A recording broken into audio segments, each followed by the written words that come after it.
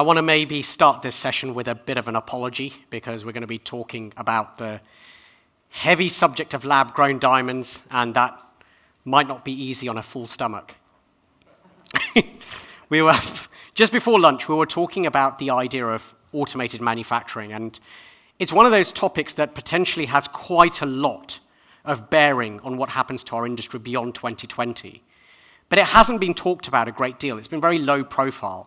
So when we talked about those two types of disruption, automated manufacturing is really a disruption of stealth. In contrast, I can't think of a topic that's been talked about more in the last 2 years than lab-grown diamonds. Some would even argue obsessively so. What we're talking about is technology that allows you to create diamonds under laboratory conditions in a couple of weeks, as opposed to diamonds that are mined and formed on the Earth's crust over a course of several million years. Some argue that lab-grown diamonds are physically equivalent to natural diamonds and are every bit as beautiful. Many people in the room are from the natural diamond sector, so there will be a tendency to believe that natural diamonds and lab-grown diamonds are completely different products because the method of creation is different, and therefore how they resonate with the purchaser is different.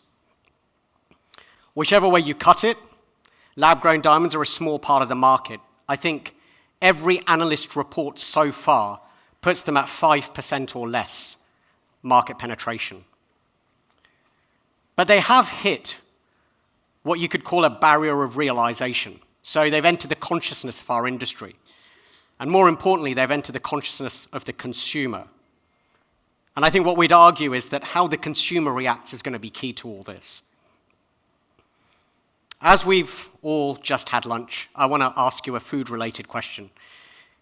Can you raise your hand if you're vegetarian in the room? Let's see, how many vegetarians do we have? Okay, not bad, not bad. So the question that I've got for you guys is, would you eat lab-grown meat? So this is meat that's been made under laboratory conditions. It's chemically identical, apparently, to meat that's well known to everybody today. There are no animal products involved. There's no loss of life. Put your hand up if you said you're vegetarian and that you would eat lab-grown meat. Anyone? Or at least consider eating. That's not many of you. Who would definitely not eat lab-grown meat? That's quite a lot of you. And who isn't sure? That's me as well. All right. I'm in a minority of not sure. Actually, the thing about not being sure is I'm not even sure why I'm not sure. Right? I'm still trying to work that out. And when I asked some of my vegetarian friends, they were similarly confused, most of them. We've had a much more definitive response today. When I asked some of my meat-eating friends, there was a divided response too. Some of them actually said that they would become vegetarian if this product was offered on the market. Others actually said there's no such thing as the real thing.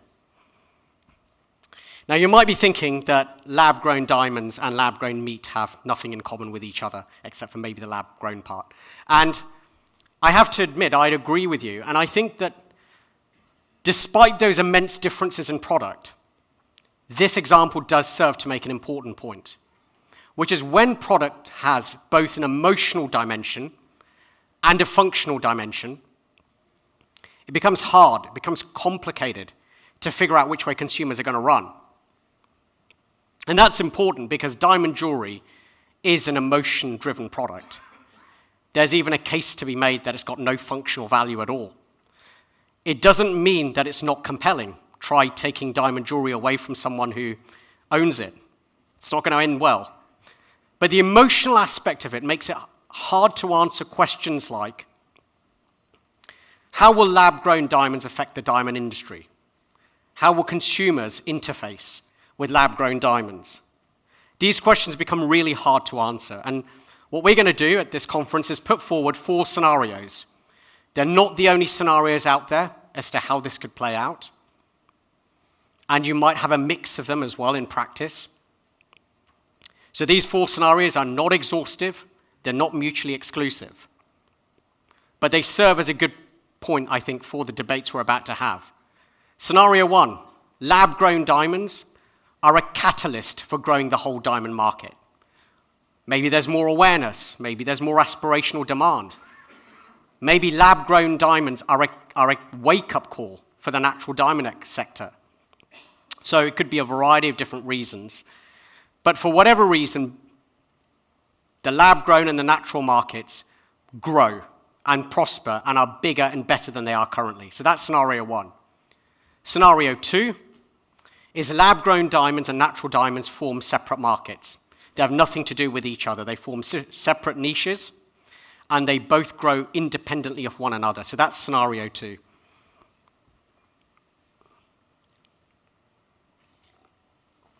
Scenario three is when that doesn't happen. That's when some people buy lab-grown diamonds instead of natural. So there's a substitution effect. So that's the kind of counterpoint to scenario two. And scenario four is that as lab-grown diamonds and natural diamonds get offered alongside each other, consumers just get confused. Maybe they see them in the retail space, maybe they're conflicting media messages, but they get confused, and the result of that is that fewer people buy diamonds, both natural and lab-grown. I think an important point to make here is that not all these scenarios are negative from a natural diamond perspective. It's not all doom and gloom. There are some positive scenarios there. But there are clearly some risks too. And I think that managing risks and opportunities is probably what De Beers was trying to do when they launched Lightbox last year, which was their own lab-grown initiative. Let's give that a whirl. So what Lightbox offered were lab-grown diamonds, usually of color, and set in fun jewelry for those emotionally lighter moments, the ones that didn't have a great deal of emotional resonance. The lab-grown diamonds themselves were priced differently to natural, and they had a different pricing structure as well. I guess I understand what De Beers was trying to do here, was really clarify where lab-grown diamonds fitted into the overall landscape, especially vis-a-vis natural diamonds. Since Lightbox, we've seen a number of different companies come on stream or grow their footprint. Some of them have entered the fashion sector. Others have entered the bridal area, which is the heartland for natural diamonds. And some of those bridal lab-grown diamonds have been stocked by Helzberg or Sterling in the US. And some of them have raised significant amounts of money on the capital markets. We've seen the FTC, the Federal Trade Commission in the US, say that lab-grown diamonds are diamonds, but have to be marketed as such. They can't be identified as natural. We've seen some lab-grown players take a stance that their diamonds are more environmentally friendly, have a better ecological footprint than natural diamonds. And we've also seen those claims being refuted, which is debate is a good thing. It can also potentially lead to consumer confusion. We've seen celebrities like Leonardo DiCaprio take a stance. We've seen media influencers and journalists take a stance. I'm actually a big fan of cars, and one of my favorite journalists is Jeremy Clarkson, who said that he doesn't care if diamonds are made in the center of England or mined in Africa, so long as they're exactly the same thing. I think he also said that if the woman in his life discovered his receipt, he could be in trouble.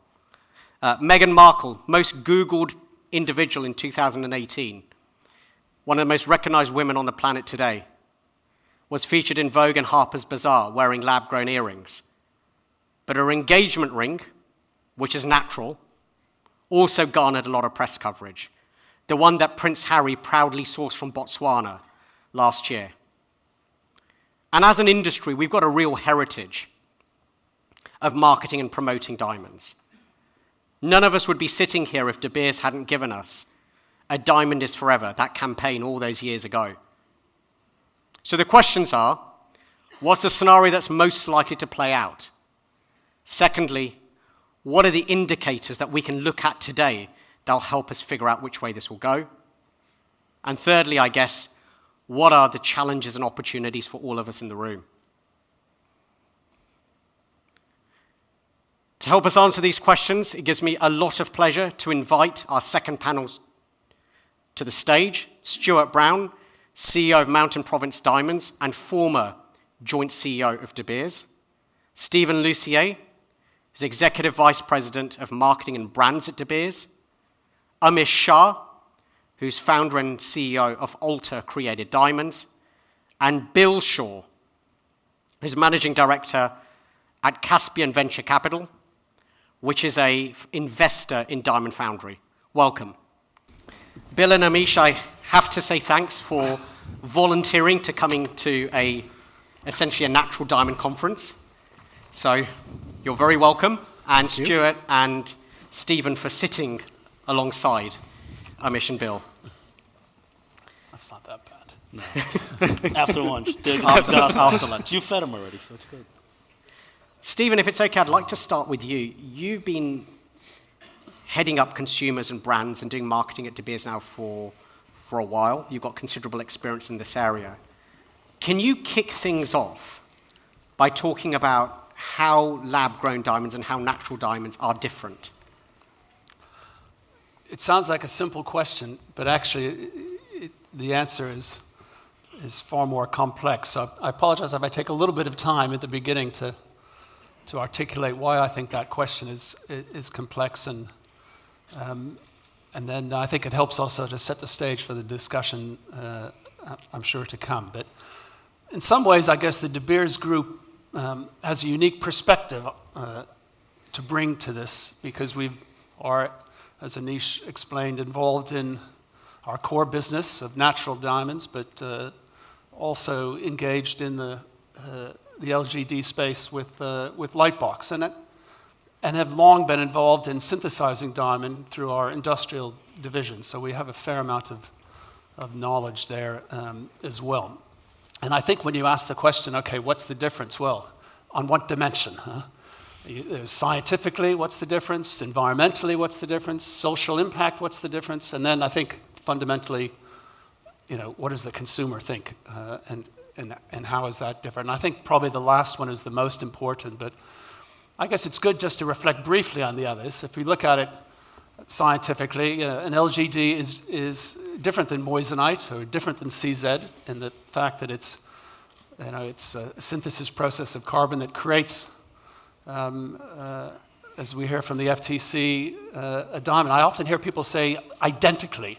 Well, not identically, because the reality is that the way nature formed a diamond 1 billion years ago is not identical to the way in which you synthesize it in a machine. But it's not moissanite or CZ either. And I always think the easiest way to explain that to someone is, well, they're not identical because we can detect them rapidly at speed, so the growth formations are a little bit different. But it is diamond material. In terms of social impact, I think the issue is more simple. There's a lot of hangover, I think, in the diamond sector, and we all in the diamond sector understand and live with this, but the hangover of the Leonardo DiCaprio movie Blood Diamond still resonates with consumers. It's a myth today. I think those of us in the natural diamond business also understand that. So the social impact of natural diamonds is radically different from what we see with our lab-grown business. I think just to throw a few figures in the room, if you put together all the major diamond producers, you've got a net positive benefit, social, economic, and environmental benefit of about $16 billion a year, 60% of which finds its way directly back to the communities where natural diamonds come from. And as you mostly know, they really need that benefit. Employees, 77,000 employees, paid 65% above the average, so on and so forth. These are skilled jobs. So there's quite a big social impact from the natural diamond, which is very positive and very needed. Important to keep that in mind. Environmentally, I suspect we'll have a big discussion over the next hour, because this is the area of probably of greatest confusion, because in part we're measuring apples and oranges, which isn't easy. A natural diamond, was formed by nature 1 billion years ago, so there's no energy required now to form it. There is energy required to extract it, where if you synthesize it, it's a very energy-intensive process. And and that creates its own energy issues, and it's very hard to use. Well, you can't. It's not possible to do it with solar energy or wind power. You need to take energy off the grid, and I'm sure we'll come back to discussing who has the most. But the reality is that we all use energy whether we're mining or whether we're synthesizing diamond. Again, I think the natural diamond industry does a lot of things, though, that are not well known in the environmental space. Yeah, we do dig a hole in the ground, but we also invest, in De Beers' case, 6 times as much land for conservation and for biodiversity and for protecting wildlife than we do disturb. So I think you can't compare these things directly, but I think you would, if you looked at the facts, you'd be quite proud of the environmental contribution of the natural business. And to be honest, the energy in either case is not great. It's similar to making an iPhone. So let's keep that in some perspective. But I think the real discussion, and probably what we'll spend most of the time on, is what's the consumer value proposition? And I guess this is where De Beers Group probably brings a different perspective. And we start with the view that the two products are different, fundamentally different in what they promise and can deliver sustainably over time to a consumer. And I'll just tell you a little story that has the benefit of being true and real life. I stop consumers often on the street to talk to them about diamonds, or at airports, or just to feel what people are thinking. And so I asked people the last year, I've been saying, well, when you hear the word diamond, what do you think? And I can tell you, no one has ever said to me, crystallized carbon. I have never heard someone say that yet. What they do say to me is that, oh, diamonds are, they're precious, they're rare, they're valuable, they're for engagements. You hear these sort of sentiments, and you need to dig underneath that. Why is that? And I think this is where the two products are fundamentally have a different value proposition to a consumer. Because a diamond, natural diamond, is an inherently rare and precious thing. The key word here to me is precious. And it is inherently, as all natural gemstones are, it has an inherent value based on that rarity. And that value endures over time. And this is the fundamental promise that a natural diamond makes to a consumer. And it is why, when they celebrate their most important events in their life, it is why they need something that is inherently precious for that purpose. Now, maybe it could have been a ruby, it could have been an emerald. De Beers helped to make it a diamond, but it had to be something inherently precious. You can't mark something inherently precious without something that is precious. And that preciousness needs to endure over time, because when you buy an engagement ring, your plan is to be wearing that in 5, 10, 15, 20, 30 years from now. And so in doing that, you feel it has to have the same preciousness 30 years from now that it does today. That's why the diamond has been such a successful product when it comes to marking life's occasion. It actually delivers, in terms of its preciousness and its enduring value over time, what consumers are looking for when they're marking an important event. Stephen, you've mentioned quite a lot of points of differentiation. Give me 1 minute more, and okay, I'll turn it please back go to ahead. you. Thanks. When we looked at the opportunity for us in lab grown, we saw a few things that were different, but the fundamental thing we saw is that the prices to make these are much, much lower. A few $100s we can make a carat for. And they're likely to decline over time because it's technology driven. So we had to say, what does this product offer? What it does is it looks nice. We can make it, we can do things with it we can't do with diamond. We can make colors, and we can sell them very inexpensively. And there's a big market for inexpensive jewelry that doesn't have enduring value, but it's not bought for that reason. So that's why we see these markets as very segmented. And over the long term, because of the price issue, it's where they're likely to end up. And that's why we watch Lightbox in that way. Thank you very much, Stephen. That's a very comprehensive setting of parameters and initial debates. Amish and Bill, I'm definitely going to give you an opportunity to respond. But before I do, Stuart, I want to ask you a question about this. There are a number of these points of differentiation that Stephen has mentioned. Do you think in practice the natural diamond sector has done a good job of differentiating those and bringing those factors out to market? The way I would approach that is to say that it's been, and the previous panel was talking about technology and improvement and getting to market quicker.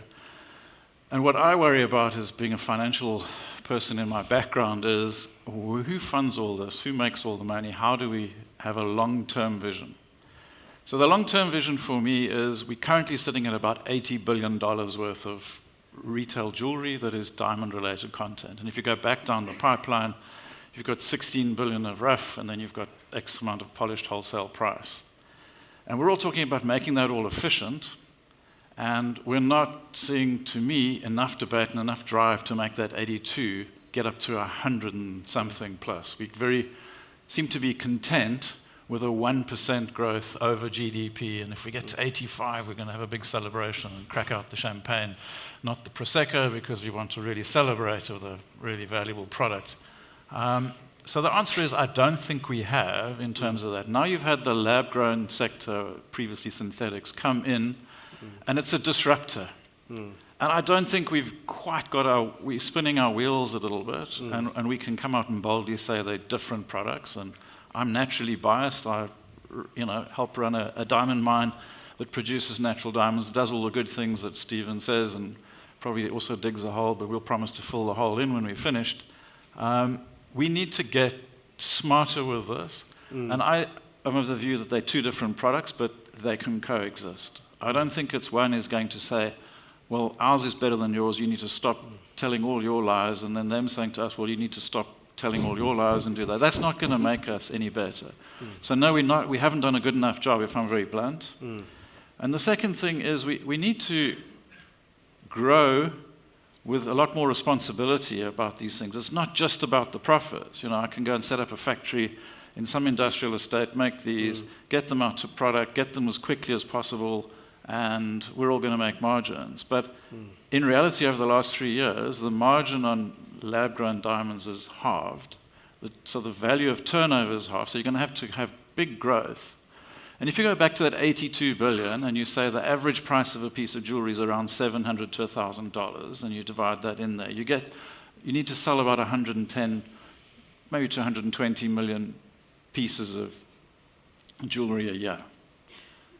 And if you're going to use I'll take some of your pie and displace the natural, if we go long term, and I think all of us in the room are looking for the future of the long term. We're not looking, yes, we've got a problem now, we can fix this. We'll have supply, demand, all of those issues. We'll have technology, better cost of capital, and more efficiency. That's the short term. We've got to get through this. But if we accept that lab-grown is going to displace the natural, then we're going out of business. And the consumer is going to have to sell 10 times, or the consumer's going to have to arrive in the store 10 times more often to buy a piece of jewelry at a much lower price. Sure. And I don't think that's a sustainable model. I think that's a really interesting point. I mean, I think both Stephen and yourself have talked about the consumer. Amish, as a lab-grown player that operates in the consumer space, really two related questions. I think the first is, to what extent do you think consumers care about the origin and how a diamond is made? So that'd be one question. And the second question would be, how would you respond to this issue of rarity that the natural diamond players have historically put forward, led by De Beers and based on what Stephen said? I think the myth about rarity has been very well marketed for the last 100 years. And the consumer is now starting to ask real questions. Every other girl has one, and we still call it rare. With millions of carats coming into the system every year, and enough coming back as recycled, there is no concept of rarity here. And one thing I like that Stuart said is that marketing champagne and Prosecco, I think the great job they did was to give it identity. Marketing is what built the value that we are trying to talk of. However, during this process in the last decade, we forgot thought that the value of diamond, when I grew up, I understood, was what it represented. The value of diamond is how she feels when she gets a diamond. It represents the emotions of the people and the couple. What you pay across the counter is purely price. The origin of the diamond, it depends on how, first, it's a coexisting product. There is earth-created, and you're going to have lab-created diamonds. It is for the consumer to decide what they're going to want. And this is, I think, the most important thing is we as an industry keep conversing about how much does the origin matter to the consumer. But being in almost a few hundred stores in the last 3 years, what we have realized is when you educate a consumer, it increases the desirability of a diamond. So what we have enabled is not only to sell lab-created diamonds, but increase the sale of diamonds. And this is very, very important to understand because, a lot of times, it's like it's 1% of the industry, and it's 99% of the conversation today. And created diamonds are here to stay. And the conversation of origin actually should be held at the point of counter when the consumer says, is this a diamond? Yes, it is, but it's grown above the ground. Amish, if you don't mind, Bill, I want to bring you in here. You're an industry outsider. Yes, thank you. You're someone who's got you've got no experience, no real heritage in diamonds as far as I could tell. And you've made an active choice to invest in lab-grown. What do you see as the differences between lab-grown and natural from your perspective? And why did you put your own money into lab-grown? Again, thank you very much for having me at this event. For us, the opportunity and our mandate as a venture investor is we do look for disruptive technologies. We look for sectors that are ripe for disruption, that have had dominant players, that may have gotten a little bit lackadaisical about their positioning, and where opportunities exist to extract value from their own marketing or their own positioning. And we felt that lab-grown players had a right to exist. And we felt where to deploy our capital. Do we want to be an investor in Nokia in 2007 or Apple? And we felt that we wanted to be an Apple investor. And clearly, we're a very small part of the natural market, but it's growing, and it's growing very rapidly from a very low base, but it's growing nevertheless. We've been very happy investors. The valuations of the companies have demonstrated, and their sales and revenues have demonstrated, that they can extract a very sizable market position and provide consumer with choice. And the consumer is the one that ultimately is going to demonstrate and tell us who's going to be the winner. And I think there is a role for both players, but at the same time, we have to remember the following. Together, we can explode and increase and democratize the market. I want to give you an example of Uber. The taxi market in San Francisco, the year before Uber was founded, was $200 million. Last year, the car sharing market in San Francisco, so a different definition, is $1.5 billion. So maybe that's the future of the diamond business. Together, we can grow, democratize, and provide consumer with choice, and that will decide who the winners are of tomorrow. Bill, thanks a lot. That's a very interesting point, and I know there'll be some responses to this. Stuart, why don't you go for it? What I just want to do from here on in is keep the conversation quite dynamic. Sure. Those are good points, but Uber doesn't make any money. That's what worries me with that. It's got great turnover, but it's not making any money, and its share price is coming down. So it comes back to the mathematics of the whole thing, and it's going to make money in the future. And everyone talks about it's going to make money in the future, but the market's not valuing it if it's going to make as much money as it says. We're financial investors, sorry. Yeah. That's fine. It's going to make it in the future. That's what so if we go and look at the future, and we've got a product that keeps halving in value, it's going, and Stephen doesn't agree with me, but if I want to buy a television, I generally look at what I can buy, and then I think, well, I can wait 6 months. It's going to get bigger and cheaper. And then if I do buy the television and I want to get rid of my old one, I've got to pay someone to come and take it away. And that's not an easy process to do in an urbanized environment. So if I'm going to buy a natural diamond or you just need to have the facts and know what you're doing. But if your product is going to get worth less and less over time, why would you buy it today? Why wouldn't you just wait and buy it when you need to buy it, or just defer that purchase? So I think there is a different value proposition, and I agree that we can get it to the 1.5 billion. I don't disagree with your example, and the business model of those, startups or whatever, the new companies are going to change the world, and we have to change with it. Back to my answer, I don't think we've yet dropped the penny that we have to change. But I'm not seeing the investment on both sides of the consumer equation to get it to that 1.5 billion from the 200 million. It's almost as if we just want the lab grown to hang around with the natural, and it'll get there by osmosis. And a confused consumer disappears somewhere else. Instead of buying my TV, I go and buy an iPad and watch it on that anyway because I'll wait. And that's my worry. I mean, that is definitely a scenario that, the very smart kids that told me that I'm not a millennial, bit of insight here from my 11-year-old son. When I explained the types of things that could happen in lab-grown diamonds and natural, actually, my 11-year-old son's instinct was that people would eventually just not buy diamonds. It's just too confusing, it's too complicated. So he's, I think, barely Gen Z. So there's a generation. Now, it's not to say he's right. He's probably not a diamond lover. But I think, Amish, can I ask you just to quickly respond to this? And then I want to kind of bring in some of the points that Stephen made about Lightbox, which I think were very interesting. So I want to come back to that in a moment. But Amish, did you want to respond to that? Yes, please.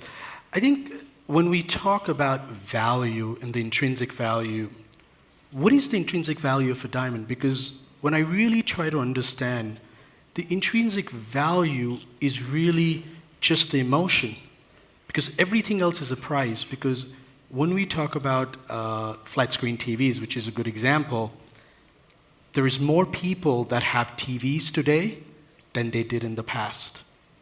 As technology evolves, the economies of scale and the improvement creates a better pricing module. The diamond industry that is struggling to make profits, the midstream I don't think has made profit in the last decade. Means every site holder, every manufacturer, you go from there to the distributor, every single one is struggling. So that the diamond industry midstream is profitable is actually, again, a conversation, but it's really not true.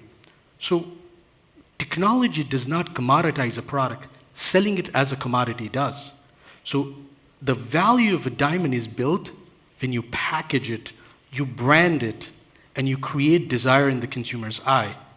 The origin does not guarantee or put a value, because if that was true, and if diamonds had intrinsic value, the value of diamonds that are sitting in the market should have only gone up year over year. And a consumer that buys a diamond and walks out of the store, when they walk back into the same store in America, they barely get 25 cents to $1. It's the same thing as a TV or as a car. There's really no difference today. I think I couldn't disagree more. To be absolutely, with all due respect. So, Stephen, welcome to your view, but I can't agree with that. I mean, the diamond as let's go back a few hundred years. For pre-De Beers, pre-marketing, pre-A Diamond is Forever. And a diamond is something that has been perceived by pre-consumers, by people, to be precious and an amazing thing. Well before 1939, when De Beers started its marketing program. And this, you're very clever with your words, origin. It's not, it's a different thing. Something that is natural and made 1 billion years ago. They're just not making anymore. It made them between 1 and 3 billion years ago. And they're getting harder to find. Each decade is harder. And the cost of extracting those and bringing them to the world is getting higher. You look at some natural diamond producers, and they're struggling to bring the diamonds to the world at the prices that are being paid. that's what drives an inherent value. The supply is finite and will always remain so, because nothing has happened in the world where nature's making more. That's just a fact. And that's what intrinsic value is. When we look at our lab-grown business, we don't look at that. We look at what does it cost to make them. And we know that we can make them for a few $100s a carat. And we know, as with the famous flat screen, it's probably going to be less in 5 years, and it's going to be less again in 10 years. But we know that bringing a natural diamond to the world is going to probably cost us more, not less. So, it's clever with the words to say origin. It's not origin. It's a different thing. And I think if you look at what is the sustainable long-term opportunity for lab-grown, it has to be to reflect the fact that the cost is low and is going to get lower. Just to say to yourself, what is that opportunity does that create?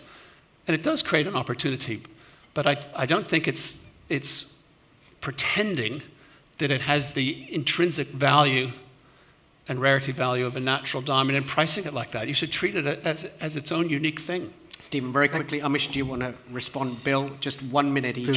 Yeah, just Well, quick. Go ahead, please. Oh, no, I have no vested interest in the debate. I have no legacy assets to defend. But De Beers has done a tremendous job to create a myth, in my opinion, that a depreciating asset like a diamond, it is a depreciating asset. When you walk out of the door, it's worth less. You can't turn around, go back to Tiffany's, and sell it back for the same price.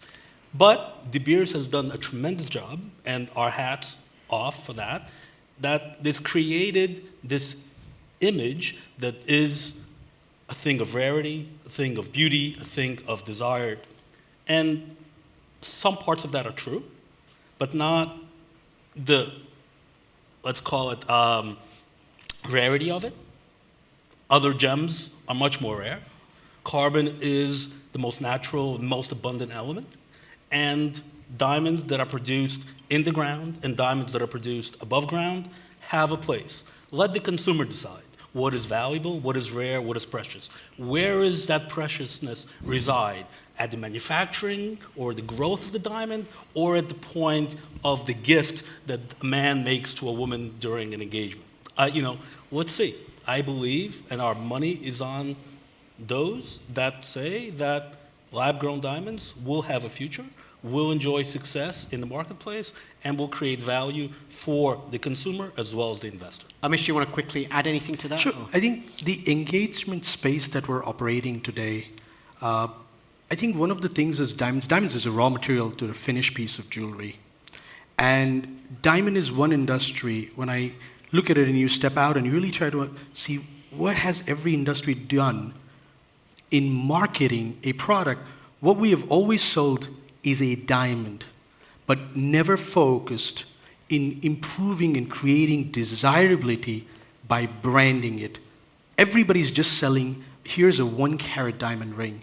And that's the reason when we came in to create it, what we saw is, yes, while there could be a fashion element, it's the desirability there, but as a company, building value through marketing, branding, and plowing back profits to actually increase the consumer footprint, turning aspirations into attainability and democratizing luxury is going to increase the number of people that will wear diamonds. Just like Bill said, that yes, when we look at the Uber market, it is actually factual. I mean, I'm from New York, and it's exactly the fact that yes, there is less cars being sold and more people doing ride sharing.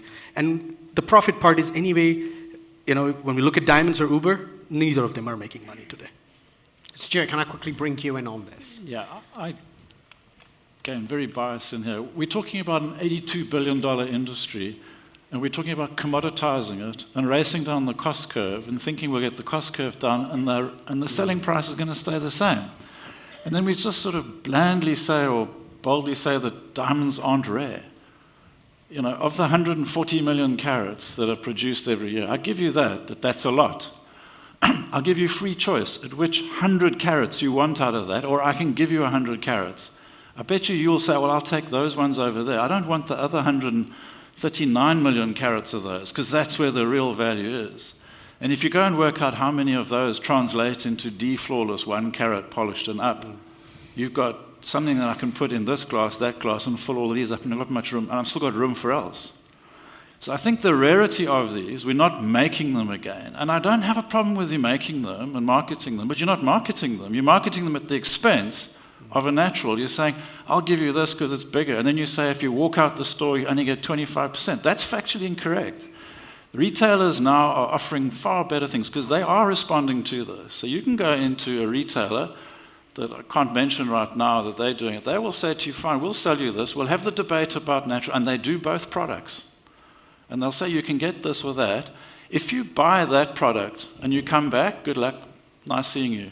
If you buy this one and you come back in 7 years' time, 5 years' time, whatever, we'll give you what you paid for it, as long as you're going to buy another one, because we believe inherently in we're selling the diamond dream and the model. So it's about value.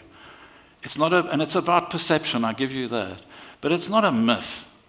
As Stephen says, this has come back from, tears of the gods. It's come back from all sorts of history through that. People like luxury. And we as an industry, like we're committing suicide here. We all want to go, let's race down the cost curve. We're going to get better manufacturing. I love it. I'm all for that. We're going to put all these people out of jobs and we're going to retrain them. That I don't quite yet buy, and we'll see that. But that's the way of the world, and we've all got to get used to it. Uber, Tesla, Spotify, all of these, Netflix, all of that, they're all wonderful things. They don't make any money. And are they going to be around it? They're innovators and thought processes to get us moving. So yes, I think the product belongs in a different section, and it could, but it must spend its own marketing. It must market its own product. It mustn't say this is more environmentally friendly, which isn't factually correct. It mustn't say we'll give you a bigger one and do that. Market your own product. I have no problem with that. But do not attack the fact that these things are, they're not worth that. That I take exception to. I just want to jump in here. I think that in a way, just in terms of the debate for everybody in the audience as well, there is definitely a debate to be had about whether companies make money or not. But I also want to make the point that any organization like Netflix or Uber, whether it makes money or not, has definitely changed the fabric of society in which it operates. 100% agree with you. And that means that you no longer go back to that pre-Uber. So whether Uber, a friend of mine runs a hotel, he said actually the guy who built the hotel never makes the money, right? It's the third or fourth owner that makes the money because by then all that investment's been amortized. And it might be that some of these early movers don't make money, but definitely this consumer psyche changes as a result of this. I want to pick up... I don't want to go back to what it was. That would be nice. Just please, if you'd all just give up and let us carry on with it. Well, that's not what I'm saying at all. I accept they should be there, but I think the challenge for me in the diamond industry is we've got to do a lot more, not to protect our product, but to drive our product. I keep saying the 82 billion, I'm going to go along, and you're 5% of that, and maybe you get to 10, and I think that's fantastic. But together we've got to get it to 120, and I'm not seeing that from both of us. That's exactly where we're striving to go. Yeah. And I think it's good to dig in because it's good to understand what it is that upsets the natural business. And it's that issue. We're not going to get from 80 to 120 if the bulk of lab-grown diamond marketing, as I see today, I got the materials, says buy a lab-grown because natural diamonds enslave people. Natural diamonds scar the earth. It's not true, and it's not expanding the market. So it's really what we're urging, I think, and what we're trying to do with Lightbox is to say, let's find what are the unique propositions that lab-grown can do that natural diamond can't, and think about that. Let's not say, let's tarnish the image, because that's what's going to lead to a shrinking market. And fundamentally, we all know it's not true. So, if we market in the right way, this is when you come to your question about what scenario. It depends on how players in the market behave. Stephen, you have put so many points on the table that unpicking them is going to take us the next 1.5 hours, which is fantastic. And thank you, audience, for sitting by. What I want to do is I want to just continue. There's a lot to talk about here. I want to go back to Lightbox. This is a very important topic. I think that I'm going to take audience questions a little bit later on, just to kind of keep framing the debate, so please bear with me. There are a couple coming through. We talk about the unique characteristics of Lightbox. Let's come back to that. Stuart, your production at Mountain Province generally focuses on the cheaper end, Yeah. right? A lot of it is in the fashion sector. Some of it ends up in jewelry that's at very low, or comparatively low price points. You could say even cheaper than Lightbox or the same price. What did you think, what did you make of Lightbox from a Mountain Province perspective? And the second question I've really got for you, or the follow-on, is do you think the natural diamond category in that fashion area can compete with a product like Lightbox? Okay, so when it came out, I had a little bit of insight to it, having worked on it for a hell of a long time in my previous life. And it was, you've got to digest that. So the point that I looked at is they're going to manufacture, the lab-grown and the CVD. Let's just ignore HPHT for the moment. It's the CVD, I think, is the area. You don't spend your time making brown stones and rejects and bought and whatever. You try and, focus on the half a carat and up. Yeah, quality. And that's where it comes back to the rarity. So you're competing in a very rare space, and you produce a very good product. To the natural eye, it's all good. We also produce some of those stones, but they're not the bulk of our production. So we were told by a lot of people and a lot of other producers, anyone who's producing diamonds below $100 a carat, you're wasting your time, you're going to be out of business, because that's all going to be commoditized at the bottom end. You're going to have contamination, HPHT, and then the bottom end of the CVD. So we thought about that for a minute. We sat down, picked ourselves up, and then went back and said, no, but we're back in the natural. We're creating products for people that we need to make sure that the consumers understand what they're buying. I agree with you, the consumer will decide, but they will be helped to decide. That's how marketing works. You don't just throw your product out there and hope people roll in and buy it. Everyone advertises it to some extent. So I think we feel that the confidence in the natural industry will pull through on that. We don't believe that someone who can only afford to buy something at the bottom end of the market, let's say, that purchase for them is very important. You've got all scales of people want some luxury, they want to celebrate. So we kind of got over ourselves on that, and we're going to we produce brown diamonds and fluorescent diamonds, and we can go and moan about it, or we can get back to work, and we are now. How do we create products that people desire?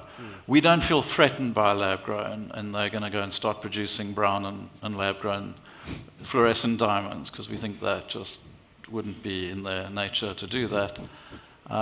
So I think we got over it, and we're there, and we make profit. And it's not just about the dollar per carat that you get, it's about how many of the carats you get for the ton you produce. So it comes back to margin and revenue. We feel pretty confident that we'll be around for quite a long time. Bill, quickly to you, I think you already had invested in Foundry when Lightbox was launched. Correct. So how did you react to it? How did it change your investment thesis? Again, I have to preface it by saying we're not Diamond Foundry, we're investors in it. But having, obviously just speaking to the company, Lightbox has been a godsend, so thank you. The company has been very, very happy because it legitimized the positioning of its products with a lot of purchasers.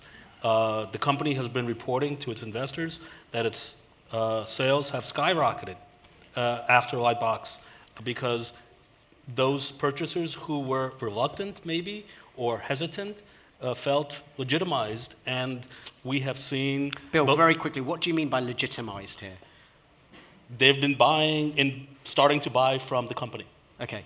Whereas before they were hesitant, now they became more comfortable, and we are seeing very sizable transactions going through.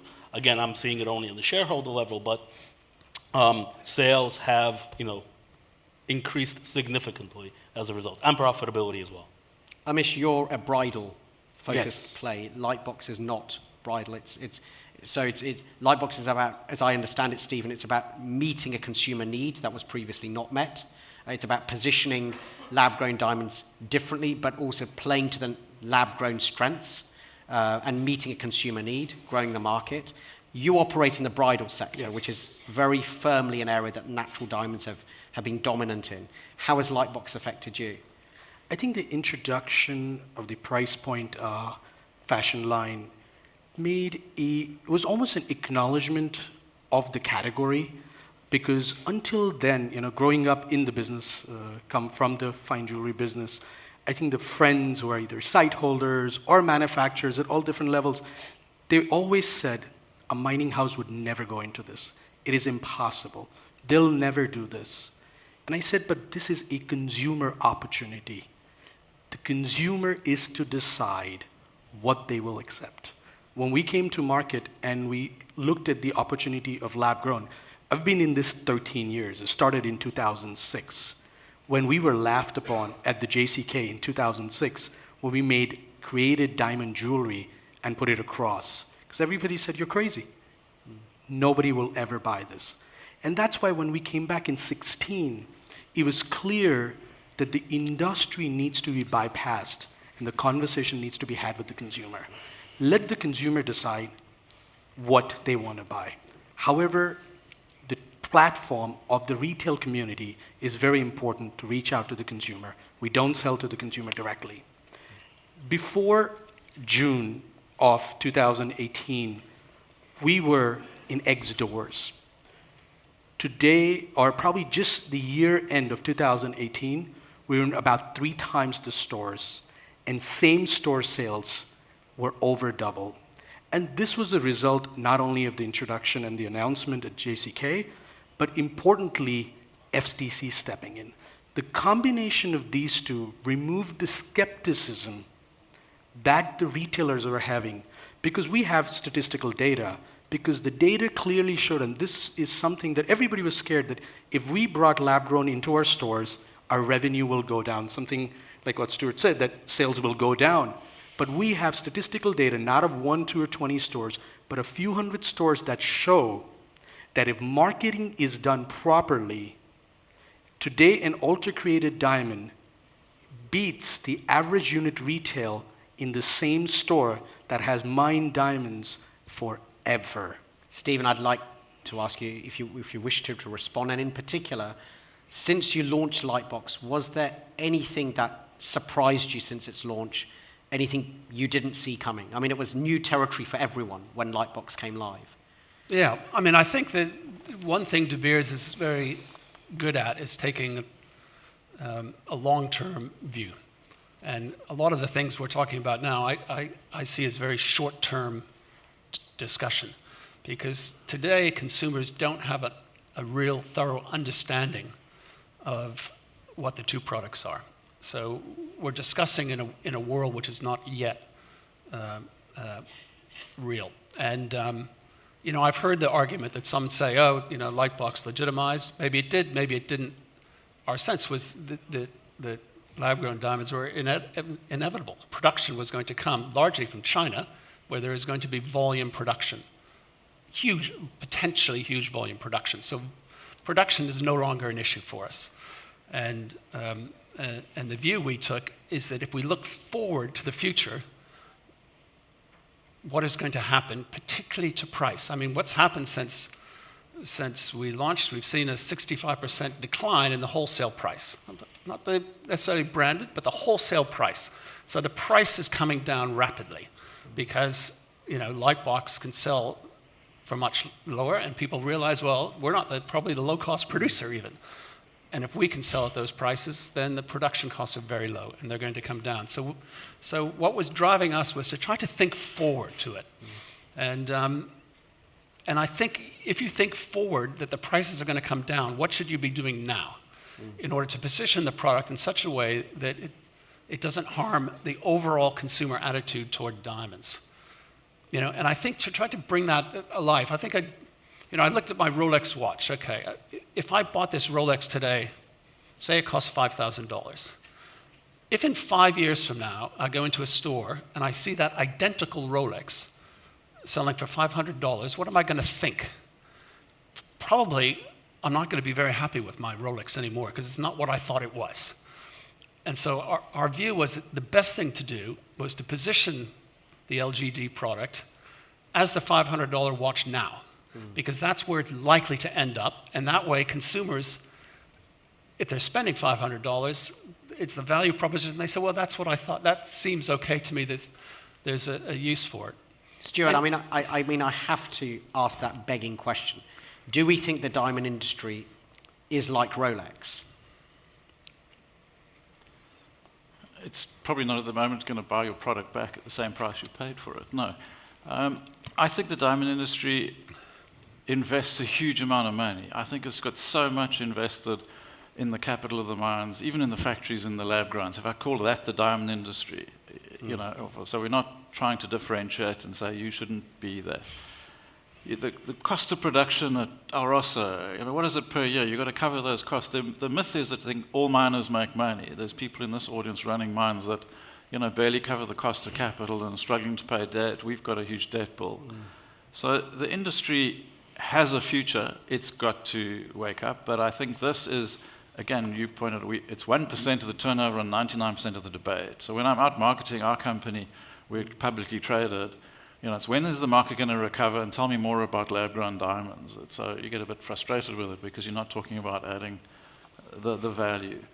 I think just the size of the conference here today, if you look at the building that you're in, and, you know, the Diamond Center, that's cost a few $100 million to build, and we need to ensure that we provide that legacy and investment going forward.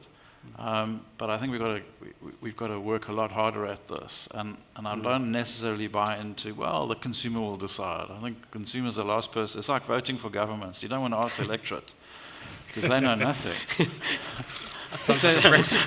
we quote you on that?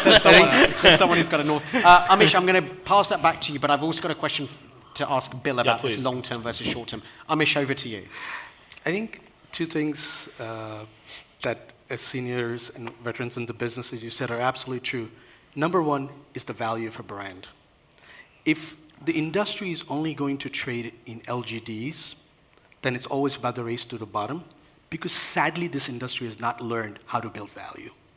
You know, they've not learned how to market, because we sell like leather bags on the street of Fifth Avenue, while there are leather bag manufacturers that actually put you on a wait list when you want a bag. They're both bags, but they built value. And this is one thing the industry hasn't done. When we came to market, it was the same scenario. Either we could take an LGD, which I don't like to call it as LGD, because either we can just call it a leather bag, or put the brand name right before the bag. And I think that is something the industry, be it mined or created, both needs to do. That is 100%. And the other part is today's consumer. Today's consumer is something that Anish said this morning, and I liked it because it's not defined by age. Be it 18 or be it 88. Their source of information of news is not the newspaper that they pick up locally, but it's Google that picks up what you read if you're sitting in America and something happened in New Zealand a few hours ago. So their extent of knowledge is very, very high. The level of education that a consumer has today is beyond anybody, because the access they have is far ahead. We should not mistake our consumer that is making a decision today based on the knowledge that are they buying an earth mined or created, that they didn't know that. Because the reputable jewelers in America that are carrying it, today the retailers that are carrying ALTR created are very, very clearly educating their consumer.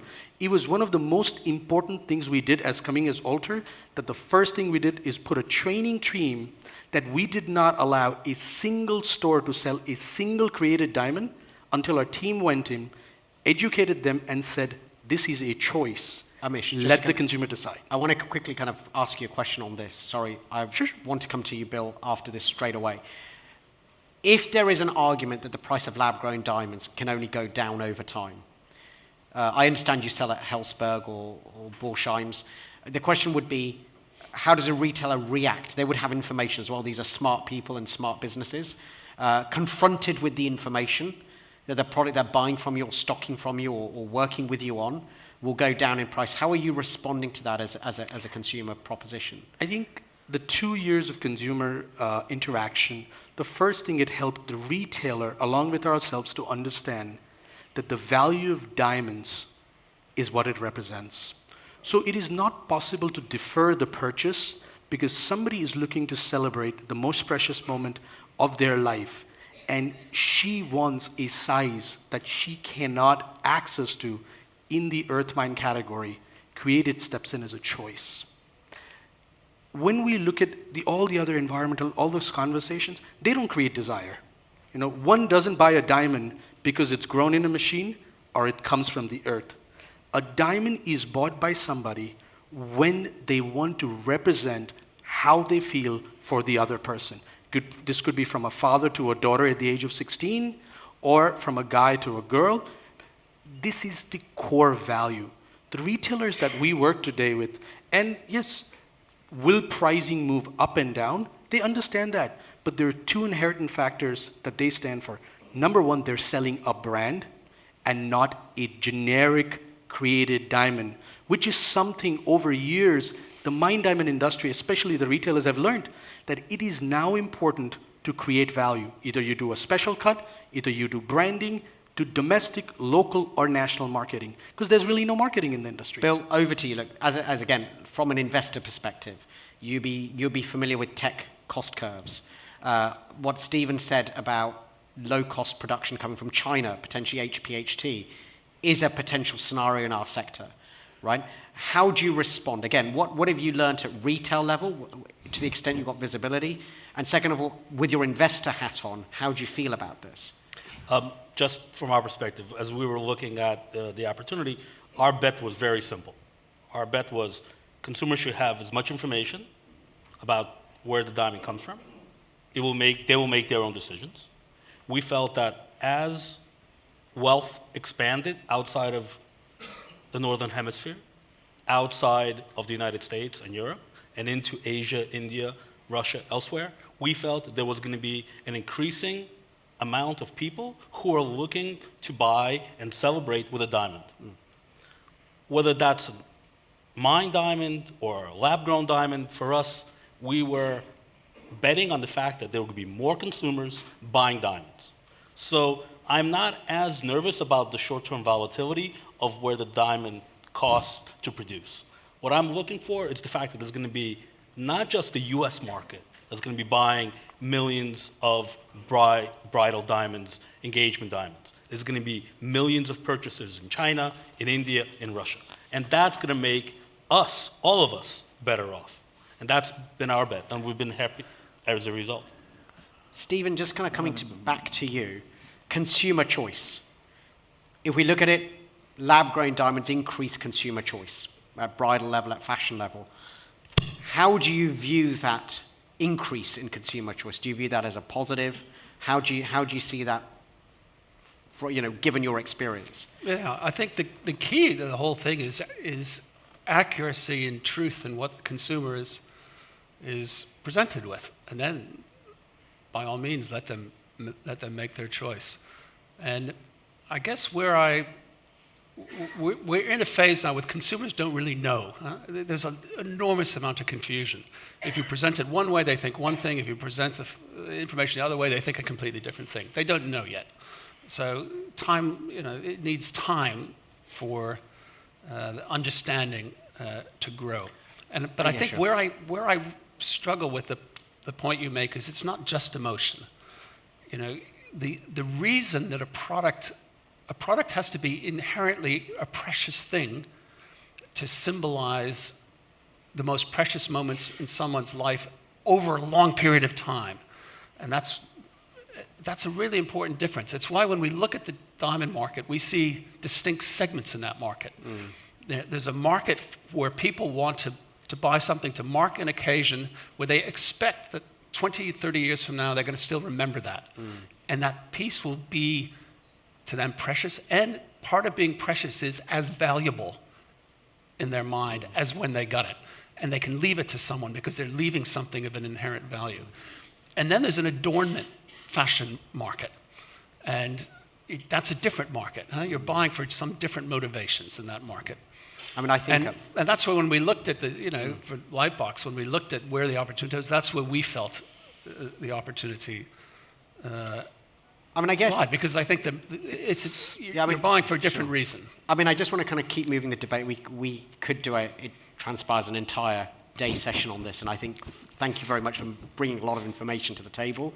I just want to kind of say that in terms of stats and value, the majority, I understand, Stephen and Stuart, correct me if I'm wrong, of natural diamonds don't end up in engagement rings, right? So the debate for me is not only constraining it to the bridal side. I know there's been a discussion, Amish, on your side on bridal, and there's almost kind of two perspectives, right? So one perspective is it's okay, we all agree there's an emotional component to this, right? So there's no doubt about that. The question is then looking at other components. One component is value, intrinsic value, and we could argue that Rolex is intrinsically valuable, even though it's a mass-produced product, but it is intrinsically valuable because of the way it's been portrayed and the way it's been marketed. But there's also an experiential part, right? That's why honeymoons exist. That's why selfies are so valuable. You know, you have that once-in-a-lifetime hotel, and then you can look at the photographs afterwards and say that's... So there are multiple dimensions, but I want to come back to some of the other diamond categories, which are very important for many of the people in the audience as well. And I want to just go back to those 4 scenarios, Stephen, and give you the first opportunity here. So 4 scenarios, I'll try and just bring them back on screen, which I think you guys can't see. And I just want to be clear, these scenarios are not gospel. They may not be the ones that play out, but the scenarios were, okay? If the scenarios were the idea that the whole market grows, lab-grown and natural, that the 2 are independent, the 2 are not independent, so there's some substitution, or that consumers end up being confused and the whole market shrinks. Stephen, where do you sit on those 4 scenarios? And do you think any parts of the natural diamond market are vulnerable? I think those scenarios are interesting, and I think that it depends. Which scenario comes to life depends upon how the actors in our industry act. The reality is, if the LGD producers decide that the way to sell their product is to attack the ethics and integrity of the natural business, then we're headed to one scenario, and it's not the bigger market scenario. That will put, my own view is that will put people off the category as a whole.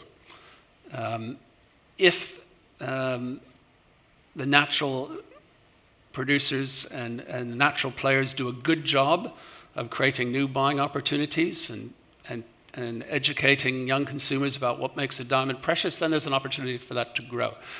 I think the reason why De Beers entered with Lightbox is we see that if it's marketed in a way that brings something new to a category where diamonds can, then actually there's opportunity. It's why you see in Lightbox blues and pinks, because, you know, except for the world's gazillionaires, people can't really buy blues and pinks.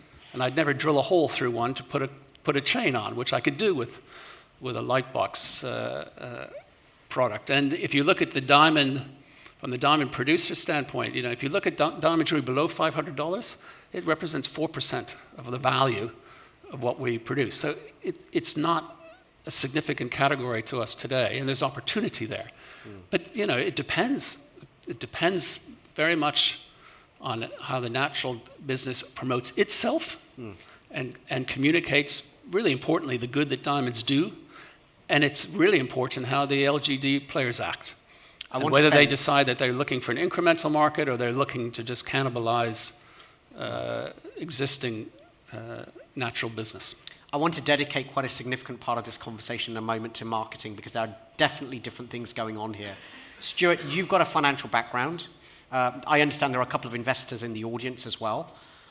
When you are drawing up business plans at Mountain Province today and looking at these 4 scenarios, which are the 4 scenarios, or let me ask you different, what sort of scenarios are you considering as realistic in your planning when you're looking at economic viability of your mines? And I think we've woken up to the fact that we need to do that, and I think we're on the second one. We separate, we're still in the same categories, but there's 2 different streams and 2 different consumers. Because I think if we go in any of the others, you just cause, you know, how many representatives of the pearl industry have you met who thought that was a great idea to do that?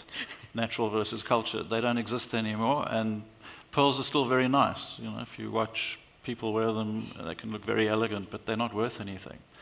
So if we take the maths back to the 80 billion and we say everyone, we drive us out, and because that's our strategy. We're going to take market share from them, which is a criticism of some of the jewelry retail industry. They like getting the door traffic from some other retailer into ours and thinking we've had a great year, they've had a bad year. We're still at 82 billion.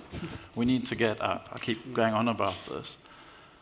So I think if we make that natural jump, I'm sitting in the second one. That's how we're doing our business planning. We're not hopeful that it's going to think. We do think that enough people in this room, enough people in the industry, was in Antwerp all week prior to this. That's where I'm spending a lot of my time. And we're not going around bad-mouthing, lab grown. I think it has a place. What I would say, and this is what Stephen can't say, is when these chaps wake up and get going really hard, they're going to come quite hard at selling this $500 dream, just to paraphrase Stephen a bit, when Lightbox really gets its factory going, and how they market that. So, and to your point, it has legitimized. I do think it has. I don't think De Beers are out to destroy their own investment in the natural. They're there to create another one. And I think if we all work around that, then I'm stuck on number 2, Anish. But I have to be there. If I believed in any of the others, then I would be offering my investors a different strategy. And it wouldn't be digging a hole in the ground. I think we've got to talk about marketing, because I think it's all coming down to that. And I think what I want to just put forward as a hypothesis to the audience, or a working way of looking at this, is, let's, for argument's sake, and I'm definitely not a marketing expert, and I think I've got the least amount of marketing experience on this stage. For simplicity, I look at marketing at a category level. So how much has, as an industry, as a category, have we built just category equity, which operates as a baseline? An example in my mind that comes to my head of an industry that's done a very good job of category marketing is avocados, right? Like 20 years ago, who ate avocados? I think hardly anybody. They're not even that healthy for you, apparently, someone tells me. But now they're fashionable, and everybody eats avocados, and they're cool. Right? So that's an example. And most people who eat avocados didn't even realize they were the subject of a marketing campaign. That's how good it was, right? So that's an example. That's my current poster child of this is category marketing that's been done really well, right? That's a baseline. But then on top of that, but avocados work fine, because although they're ingredients in salads and things like that, they're a standout ingredient, and everybody knows they're the hero in the food world. The second part of marketing is the branding and the specific marketing. So this is where someone like Pandora spends 10% of their turnover on marketing, their retail turnover on marketing. Stephen, my question to you is, do you think as a diamond industry, along both of those two dimensions, and I know that I'm like the kindergarten guy here, and you're the university professor when it comes to marketing, but taking those two categories as a simplistic model, do you think we've done enough? I think that the issue is have we done the right marketing, and is what was right historically the sort of marketing you need to do today?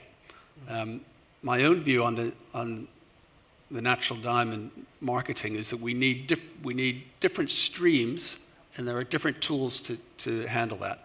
I think the Diamond Producers Association, as it gears up its capability and its funding, can do a very good job in certain, what I call, broad areas. To me, that there are two core ones. For you need to teach young consumers what it is that makes a diamond inherently a precious thing. The concept of it being billions of years old is very motivating. And you need to correct the perception, which isn't fact, it is a myth, but it is a perception. You need to correct that and align the good that diamonds do, particularly in the producer countries, the huge benefit that it creates. You need to align that with the values of these young consumers. And that's different marketing than that which we've had to do historically, when we could just focus on growth. But that alone, without brands, is not enough. And because consumers engage in a different way, and only, particularly through the social media world, you need brands to engage these young consumers. It's like the lens through which they interrogate a product category, and you need the margin that it creates, because retailers need that margin in order to invest in the marketing. So, for me, it's a combination of different tools. The amount spent by retailers on marketing is huge. The issue is really the one that Stuart makes, is that much of the money that they're spending is attracting a consumer from one store or one product to another. And so it's just shifting share around, and it's too price orientated as well. And I think if retailers can think about the content of what they do in a way that excites consumers about wanting to buy in the first instance, that's, to me, the key to the Stuart, just as Stephen's just referenced you, I mean, what can we do about this? I mean, in a way, this is a question about where does the burden of marketing fall, right? Who takes the responsibility for marketing?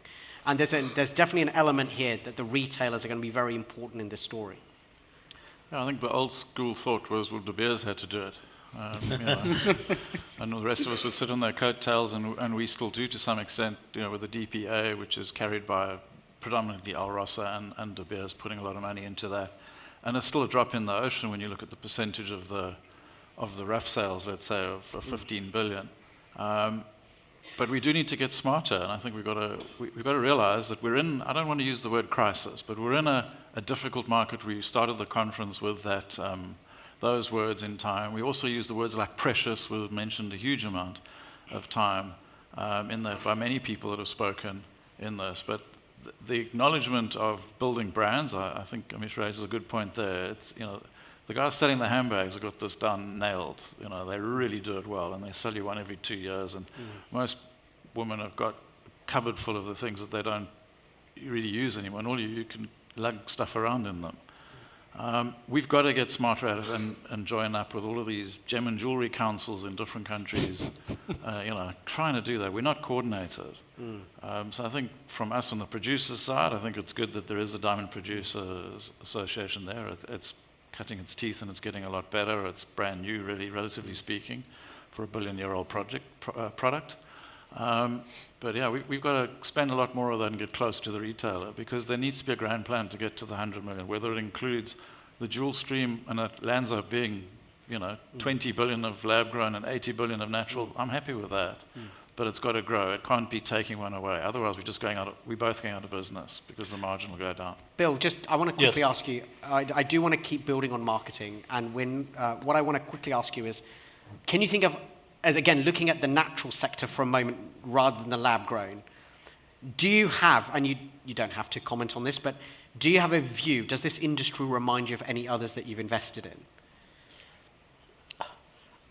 I'm going to reflect the optimistic scenario of a venture investor. That's in our DNA. We're optimists. So we're hopeful that, that our portfolios, companies perform well. And we're hopeful that the industry, overall industry, improves and increases and is spread around the world. We are betting on the fact that more people can afford a beautiful stone to be given at precious moments of life to a loved one. We believe that's going to be happening increasingly around the world. They will do it with mined diamonds, and they'll do it with created diamonds. And our view is they should work in partnership and in concert. And if, again, I'm sure that my esteemed colleagues would welcome the opportunity to co-market at some point with the diamond producers to make sure that we are marketing effectively and we're creating the right information for the consumers. Because again, I think consumers, especially young consumers, are very knowledgeable. They have access to information, and they're going to be voting with their dollars. We have done surveys, and we have looked at surveys, and maybe it's not totally representatives, in about 40 stores in California. Not a typical, probably, audience, but we have found that millennials are voting for a bigger lab-grown diamond, fully understanding the issue of how it was created. That's been our experience, and so far we have seen that reflected in the growth of the companies in which we've invested. But again, I'm hopeful, and I'm very much optimistic that the industry will grow and become bigger and healthier, and we all benefit as a result. Stephen, I think I definitely want to ask you to respond to that, and I also want to kind of bring in another element, which is that for many decades we've had very successful category marketing in our industry. It's worked very well.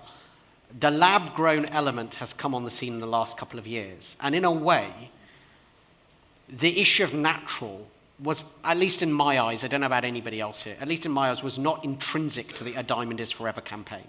And to me, the idea is almost that we've got to bring in a wedge between natural versus lab-grown in quite a short space of time, actually, as an industry. You know, we've only got a couple of years to really do it decisively, right?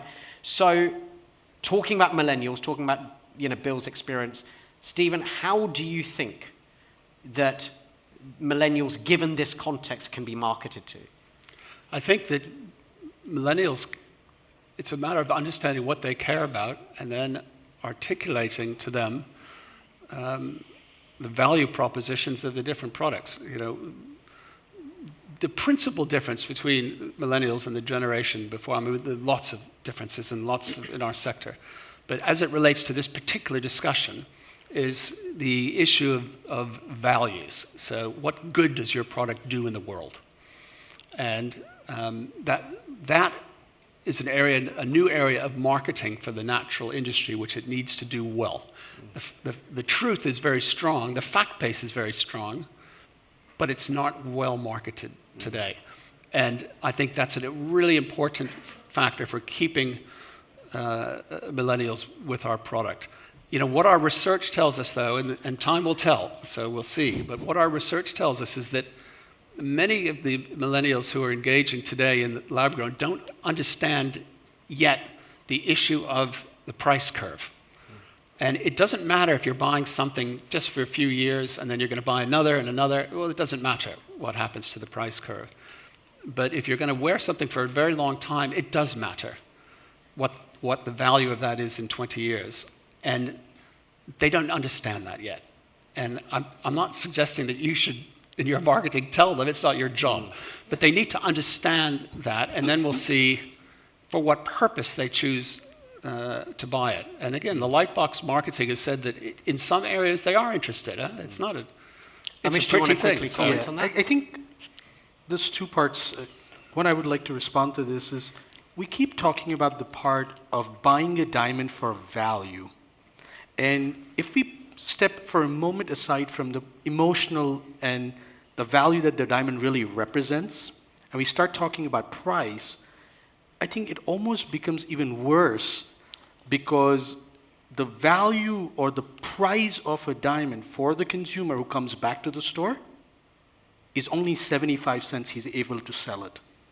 And the concept of, you know, we keep talking about, oh, the consumer comes back to the store, gives that diamond, and he actually gets full value. He doesn't get full value. He's required to buy an even larger diamond. What that means is he's not going to be able to sell back his diamond. He's not able to cash it back. Gold has intrinsic value. It can be traded at a commodity market. But mutual funds will bet on bonds and gold. They will not bet on diamonds. Because if that was true, D Flawless 20 years ago was a different price, and today is a different price. Consumers are not stupid. Consumers are educated. Consumers are smart. And with generations comes a change of lifestyle, buying pattern, and how they look at products and how they experience them. The experience. People today don't purely hoard product. The world of hoarding is gone. Today is the world of experiential. And that's why, I've said many times, that actually if you look at the travel industry, they've done fantastic category marketing. You look at the leather bags, they built value. When we talk about Rolex, they built brand value. But what did we build? Diamond.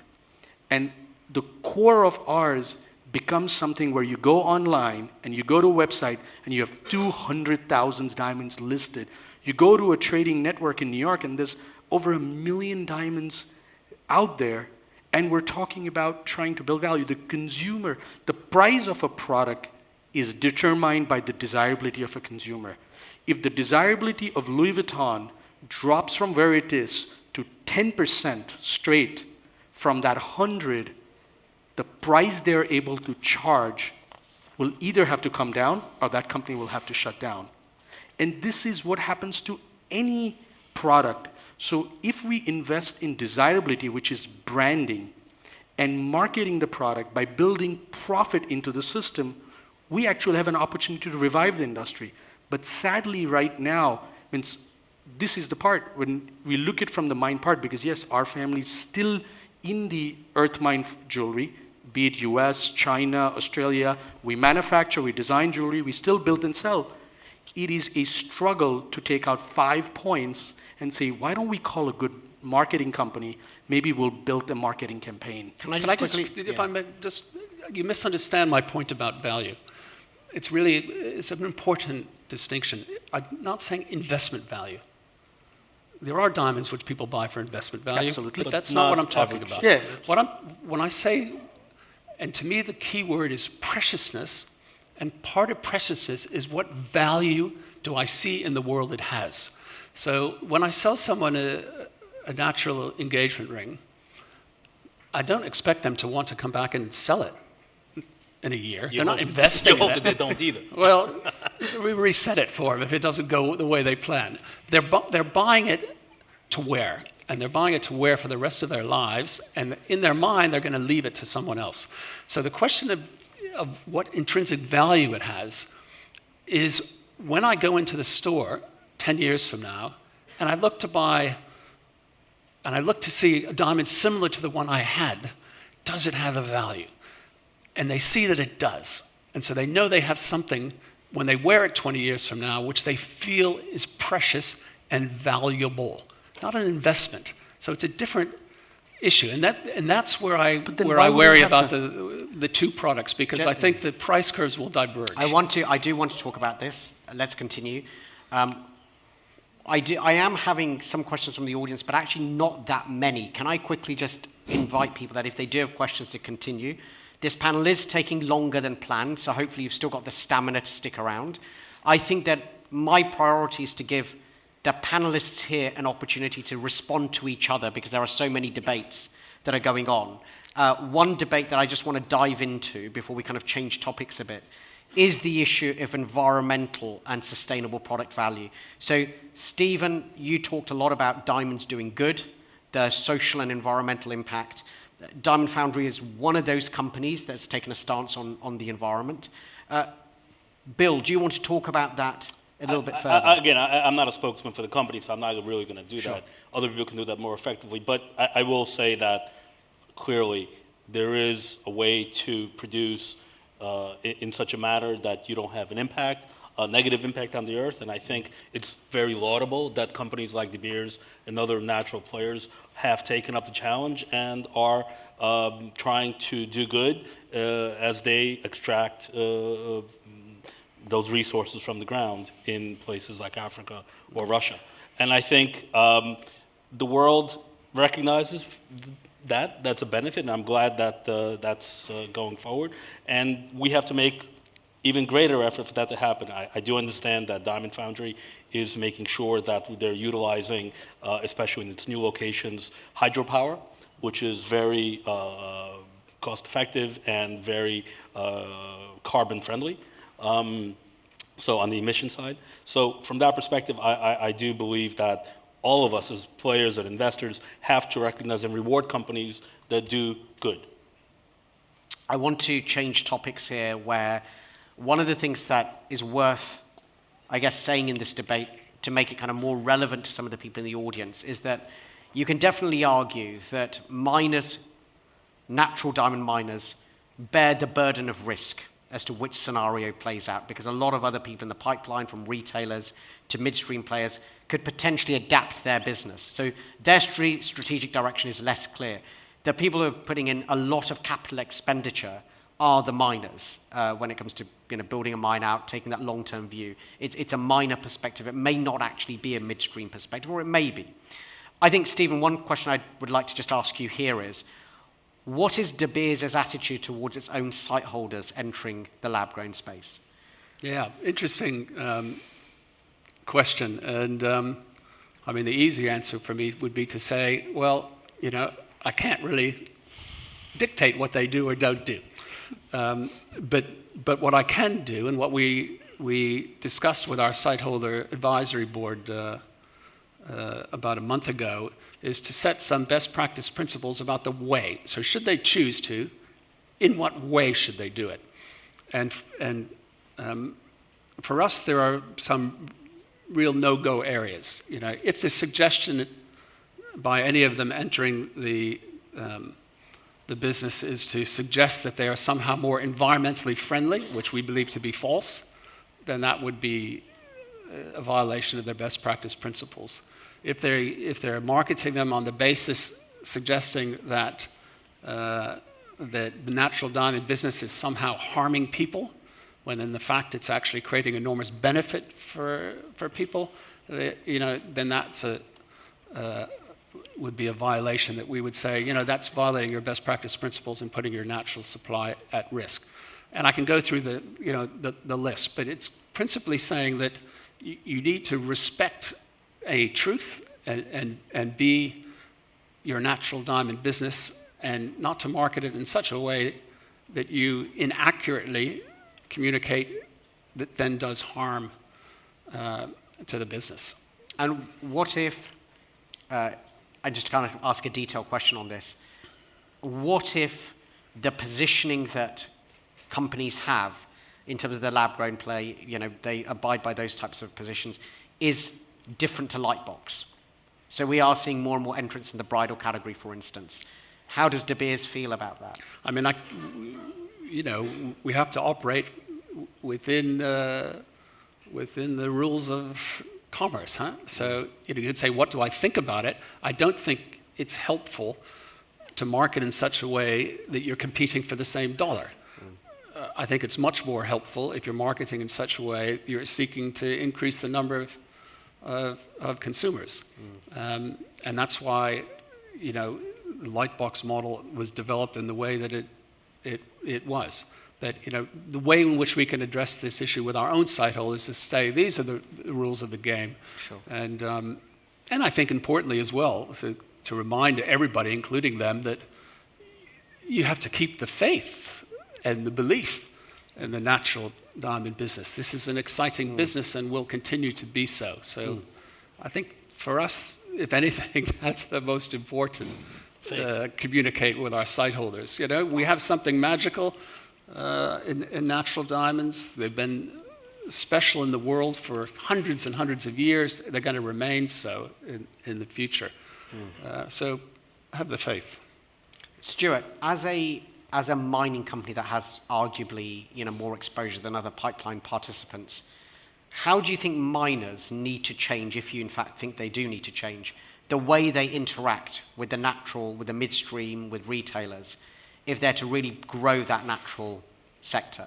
Yeah, I think every miner sitting right now who is either going to invest on an annual basis put in, or is considering a big project or an underground expansion, as I know some of the companies are looking at, is sitting there right now making those decisions and thoughts and working out which of those fall in other scenarios. I think what we've got to do is acknowledge that this is a long-term business that we're in. This isn't going to die tomorrow, but we need to look after it and think long-term. I think making those decisions, like normally when you make a decision, you take your cost base and you run it over X number of years, and you take your capital base, and then you escalate your revenue, because things always go up, and you run various scenarios on that, exchange rates, and you run some down scenarios and that. And I think the downside scenarios have been less than smart over the past years. And I would say even in the lab-grown sector, I've seen some investment proposals come and everything's going hunky-dory. You know, we're going to get a bigger market share and our margin's going to maintain. So you have to be a lot more, I think, wide awake making those decisions. And then I think when you've made that, you've now got to work out, you've got to go a lot harder and talk to the retailers. You've got to engage in that pipeline. You can't just, the old model, we'll go to our broker, they'll sell our diamonds, and we'll go back to digging. I don't think that's going to work anymore. You have to make a lot more of an investment, and we're working with retailers right now on our product to add value. I think that's a good point. It's not just turn it from rough to polished to everyone makes a little margin or not. And you know, I think if everyone in the room was saying, well, how much money have we made over the last 5 years, and looked at that on the cost of capital, should have been in a different business. And we need to make that thing. Amish, when you pitch lab-grown to retailers, and they often are in the kind of same, yeah, let's say they've got some knowledge of the diamond category, they've got knowledge of natural. How do retailers respond to you introducing a lab-grown product to them? I think it was And what motivates them to carry it, I guess? I think it was very different 2 years ago because there was skepticism. The few early adopters that stepped into the category, I think the core reason they entered was because they were the closest to the consumer. The ability to bring a brand to the consumer, educate them, and offer them a product as a choice was the first step. What they've realized in the last 2.5, 3 years that the product has been in stores is the importance of branding and marketing. Created diamond category has helped infuse energy across the system. Yes, there is better margins, and I think I'm proud to say that that the created category has far better margins, not only at the growing level, but at the distribution midstream level.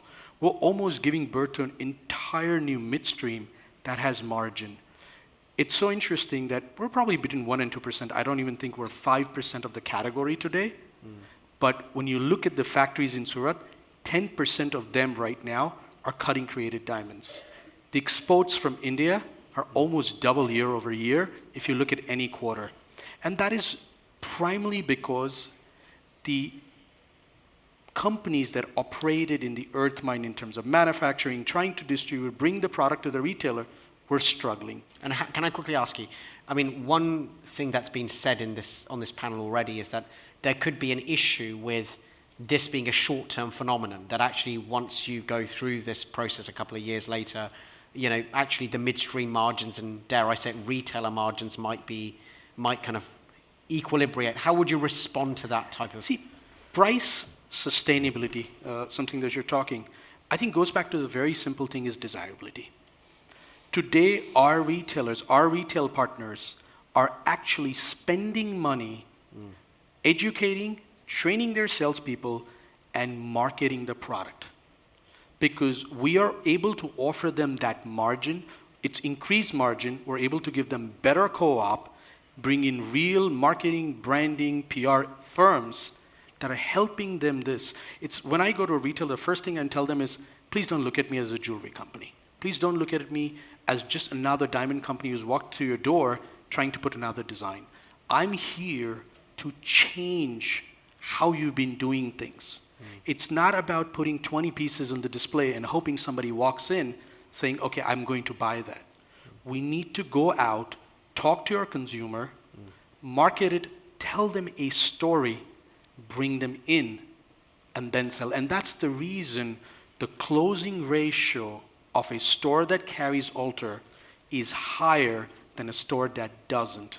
Because it's not always, and you know, even being in created, I can say, it's not always that the consumer walks out with a created diamond. Now, just a quick question here. After this question to Stephen, I'm going to ask for questions in the audience, so if we can just have people, if they're going to ask a question through just a microphone, just please get ready. But Stephen, a question for you first. How do you expect the retail landscape to evolve? So, you know, you have Forevermark stores as well. How would you feel if those same retailers were offering lab-grown? How do you think retailers will play this out in their kind of perception of lab-grown and natural? Yeah, I mean, and some do today. I think we keep sort of having the wrong discussion. We're having a discussion about today. It doesn't really matter what's happening today. Yeah, sure, it's long term. The discussion is what is going to happen in 5 years. And it's why I worry so much about the engagement ring point. The engagement ring market, in terms of units, is flat. Or even slightly declining, because unless we can switch people who don't get married and committed. In America today, it's flat. There's growth in China and other markets, but in America it's flat.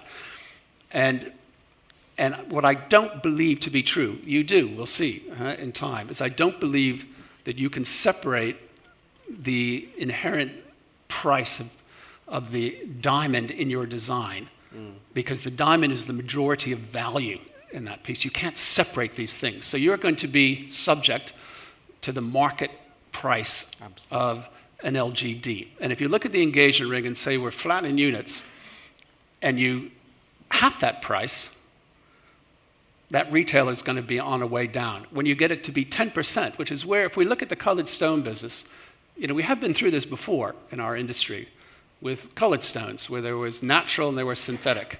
And in the first 2 years of it, they were priced very similarly. There was all sorts of chaos, massive margins for the business. Retailers saying, this is amazing, I can make these huge margin.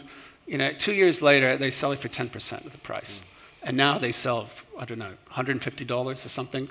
And so the market will go. If you focus on the engagement ring, which is set in units, and a retailer drops his average price by a third, I don't care what margin is, he's not going to make out.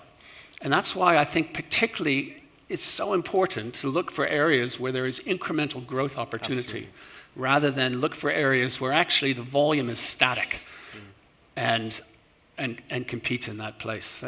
I don't see that that's in a retailer's long-term interest. Although today, he makes a bit more margin because the price is disproportionate to the really, I believe, the inherent value of the manufactured product. And that's the long-term challenge. But we'll see in 5 years. Can I have us back then? Does anyone from the audience have a question? I know there are a couple. Can we go over there, please? Hi. My name is Ritu Raj, and I'm from Diamond Foundry. I'm not a marketing guy. And this was like a great marketing conversation. We didn't talk about innovation, technology. However, if you look at every site holder in this room, they will be carrying lab-grown diamonds in the next year. Every one of them. That's where the money is. It's not in the De Beers model. Sorry. So they need we to shall see. I think Is that a it's a good point, and I think the debate is that certainly there is acceptance. I think in the panel that today there is more money to be made in lab grown potentially for pipeline participants.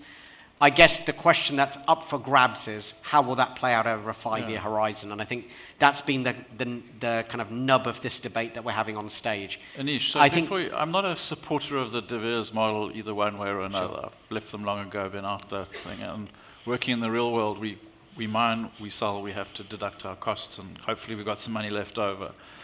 I'm not in agreement that we are going to be, if you take the facts, let's deal with the facts. 3 years ago, the numbers I have, you got X for your lab grown and you got Y for your natural. The natural has definitely come down in price. We know we're going through difficult, but the lab grown has come down significantly. So if the statement that was made now is true, that everyone sitting here is going to be dealing in lab grown, we're all going to halve our turnover. Good luck with that. That's where you're heading, and you're going to halve it again. The computers have never, when they first came out, they were expensive. Oh, they were going to go up, they were going to go up, they were going to go up. Apple had the brand, it cost 4 times as much as a run-of-the-mine. Now, they're consumables. If we're going into the consumable industry, then we shouldn't be we're not luxury. We're in the luxury game. We're in the brand building game. And I think if we recognize that together, we've got a chance. If we're going to go, well, we're just replacing one with the other, then even first movers will be making money short term. And that's what I keep thinking. I've never seen an industry that takes such a short-term view. It gets so depressed so quickly. Let's take the long-term view, but we got this difficult period. So I'm not attacking lab grown. It may appear that I am, but I think there is a place for both products. But it will tell over time. We've got to get smarter. I keep saying this. It's a bit ad nauseum, I know, but it frustrates me because I've got so much passion about it. But if I meet someone that says, I'm going to buy one because I can get it for twice the size for half the price, I say, well, good luck with that, and I'll see you in a year's time, and I'll sell you something that's twice as big for half of what you've just paid. But it's not that emotional link to the product. In fact, Stuart, it's really frustrating me. It's going to be a big question over in the final panel, which is how do you reconcile almost short-termism in most of the supply chain with the narrative that we need to be long-term in our approach and playing that long game. I do want to ask more audience questions. I will give the floor back to you to give some last comments. I'm conscious of time. Can I take another question from the audience, please? Rajiv Mehta from Dimexon. Great discussion to the panelists. My question is essentially surrounding the need for marketing. I don't think there's a question whether we need it. But I do have a question as to what is the real, or what is the value of dollars required to be spent sustainably in order to grow natural demand for the next 10 years? I know that De Beers spent the lion's share of marketing in the 1990s. In the year 2000, we had the supplier of choice where the industry contributed on top of De Beers. What is that number today? And Anish, that question, I mean, as an eminent consultant, I think your views also would be Okay. appropriate. But I'm going to give Stephen the first crack at this. Thanks. How much can you guys give me? Is the He's an ad man. Is the answer? I mean, the question is more difficult than you think. Now, the natural industry has been increasing substantially its marketing expenditure. If you look at the DPA, there's 70 million that wasn't there 3 years ago. And if you look at De Beers, we're investing, including our contribution to DPA, something now near $180 million. So there's a significant investment, but it's different. Retailers today spend multiples of that. So it's why I keep coming back to how can we work together on the content of the marketing by retailers. But I'll tell you why the discussion is so different. 10 years ago, I could have given you an easy answer. 5 years ago, probably. I could have looked at the TV reach and frequencies. I could have looked at the print reach and frequencies. I could work out how many times, people do I reach, how many times, during what period. And it was sort of simple. How much money do you need to do the task? The game now is changed quite dramatically, and it's more about content. So the important thing now, and this is why I keep coming back to the retailers who have huge reach through their social media and email lists, and let alone daily contacts. But it's how do you, in a world where our younger consumers are influenced principally through the world of social media and influences, is how do you operate in that space? And in that content that is shared and key becomes key. So I think the marketing investment is changing. It used to be in media. Now increasingly it's into content. And the other issue we have a little bit is I thought someone at a forum I was at the other day said, if you're in the target for an engagement ring, raise your hand.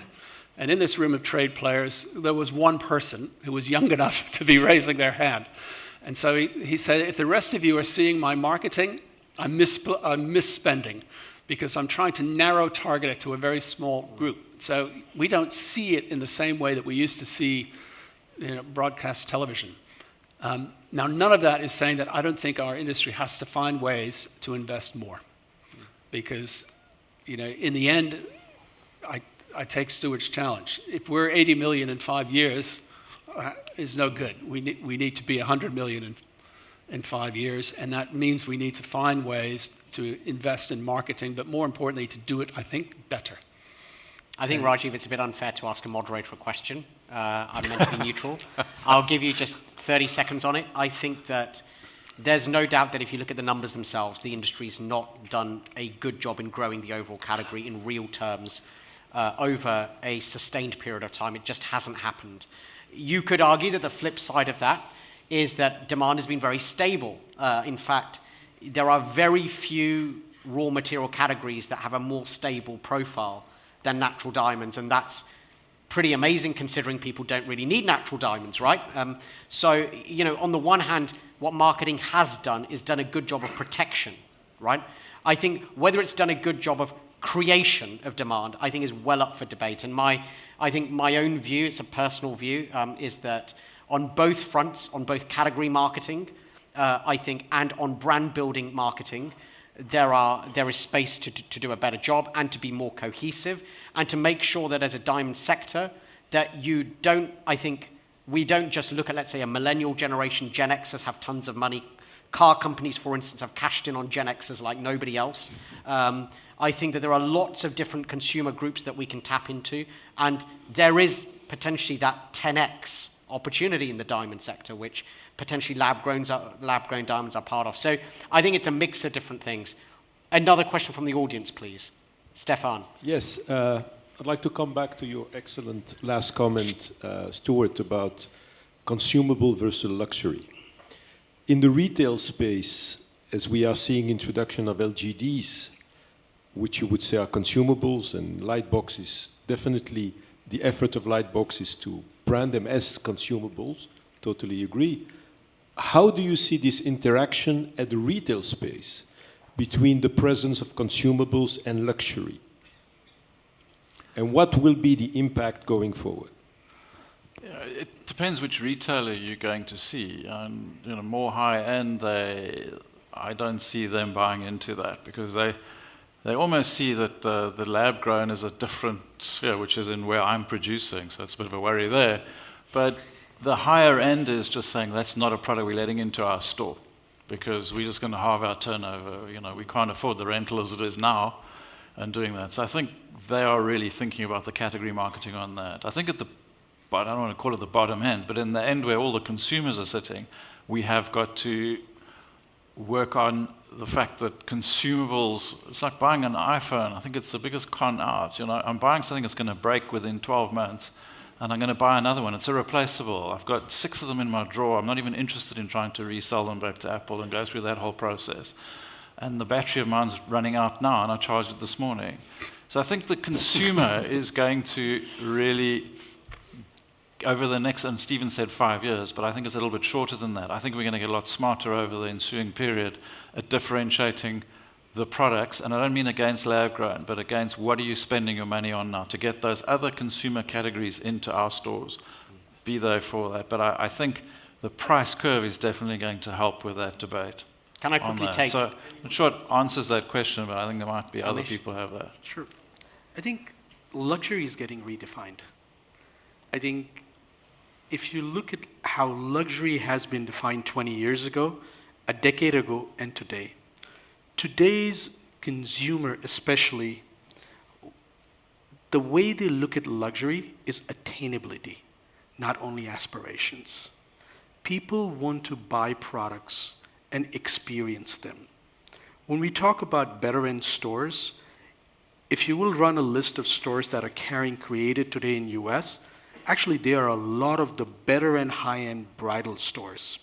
If you take out the top 10, 15 stores and you start entering the category, actually the created diamond category's biggest sell-through, where the consumers have actually bought, is created. Yeah, at today's prices, that's no. At the prices you've got today.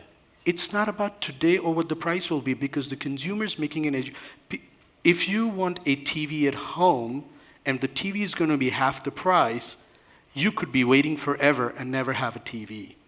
And when we talk about Apple, it's actually a very good example. Apple's first phone was $649. Right now, the new models run at over $1,000, because they knew how to create value. And walk the consumer up. Yeah. Technology does not commoditize.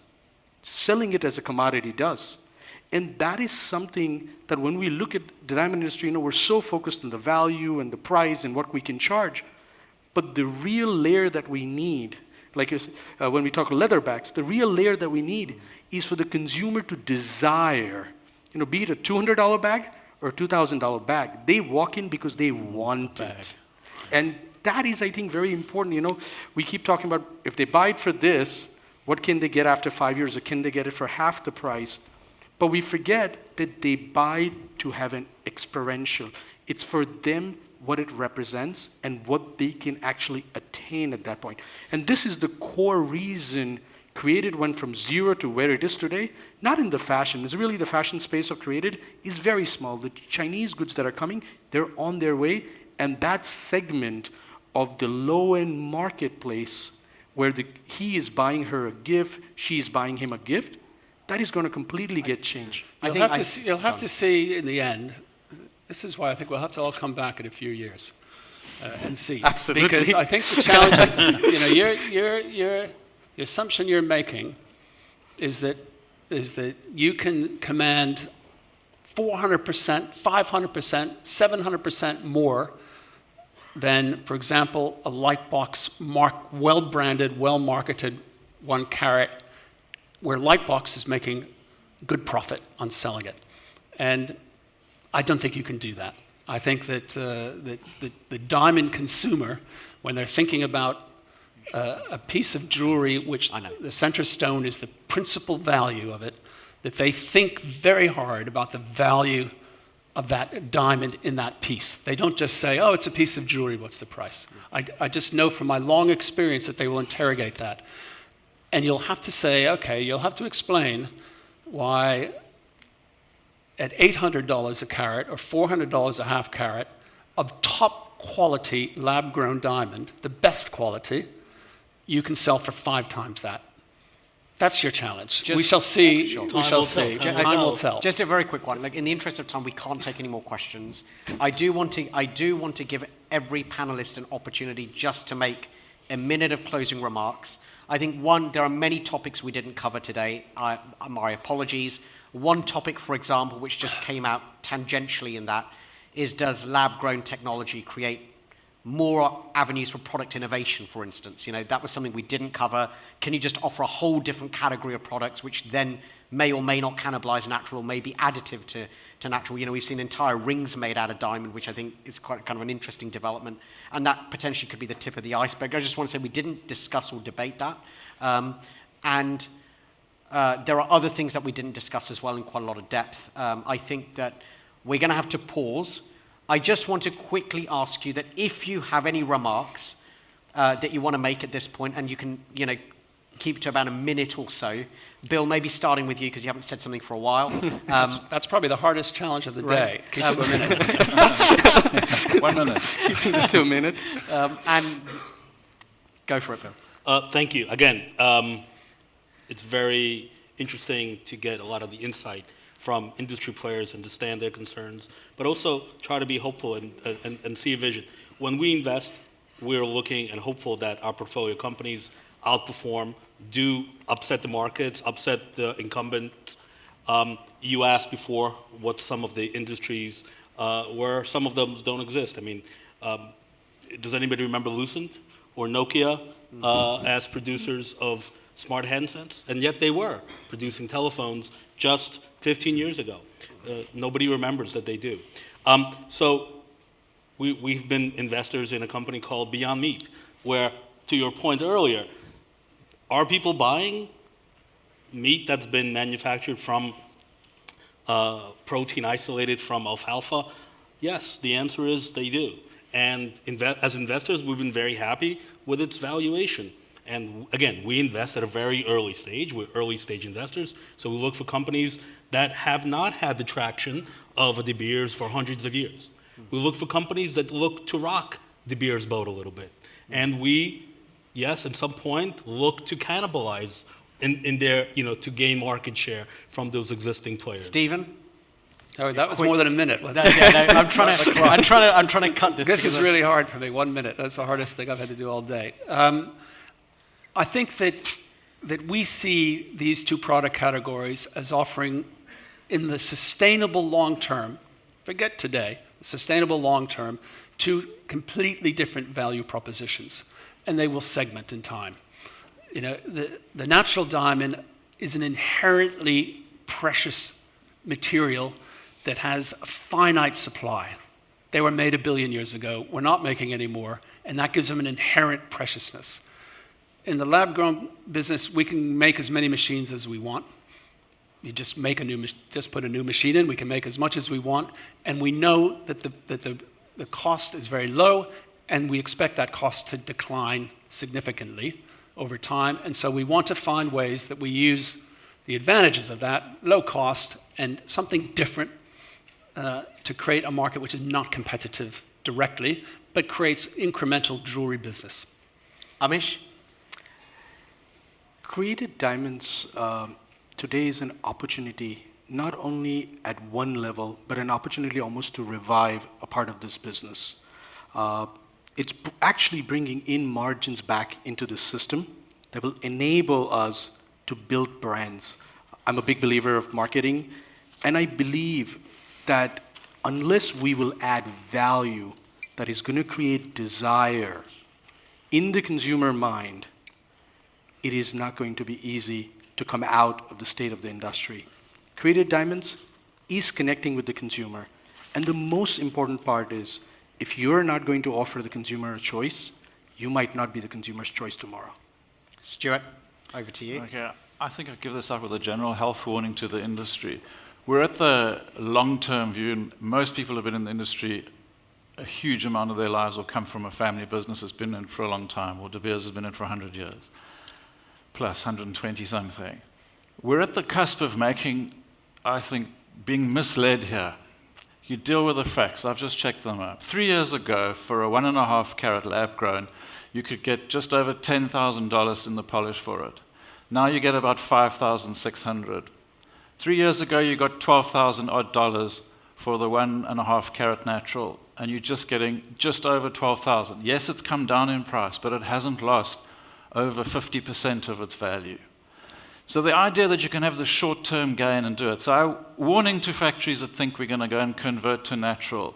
You know, I don't think you'll be coming to the conferences in a long-term stage. You'll be going to a different conference where your margins will be a lot lower. Good luck to you. Thank you very much. I want to give a very big thank you to the panelists for what is a very lively and very interesting debate. Thank you.